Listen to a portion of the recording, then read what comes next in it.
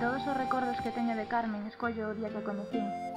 Foi a primeira persona implicada coa que mantiven unha conversa persoal, un mediodía na praia de Panxón, mentres o resto do grupo dormía desa sesta. Con esta conversa recargoume as pilas e aumentou as miñas ganas de facerme chamar implicada. Tamén quero recordar esa risa contagiosa que sobresaía en todas as reunións, un bico enorme, Carmen. A miúdo ignoramos que pequenos acontecementos poden convertirse nun recordo intenso que perdurará na mente, tomando máis significado e sentimento co paso do tempo. Alédome de haber estado en Panxón, moi bons recordos e moi boas impresións desa primeira xuntanza. Lembro, foi no outubro e ali che coñecín. Grazas, Carmen, por amosar permanentemente ese sorriso e por ensinarme que hai que loitar. Que bonito agasallo. Grazas e ata sempre.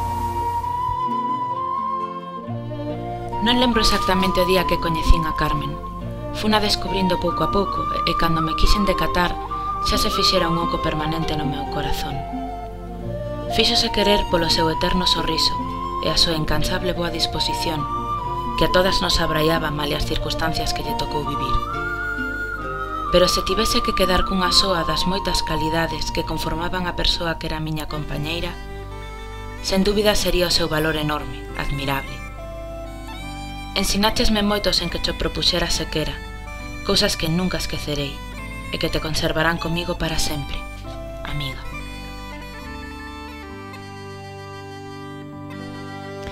Cada momento vivido con Mari Carmen é un recordo cheo de dozura, alegría e positivismo. Sempre disposta a botar unha man, tratando de facer o traballo levadeiro, poñendo a disposición as súas ideas e as súas mans. Non esquezo as súas visitas ao local de implicadas, cando o traballo era abondo. Ao final, mans na masa as dúas, revisando exposicións ou colocando material para feiras ou para o Implícate, convertíase nun momento de compartido, cheo de ledicia e de algunha que outra broma e gargallada.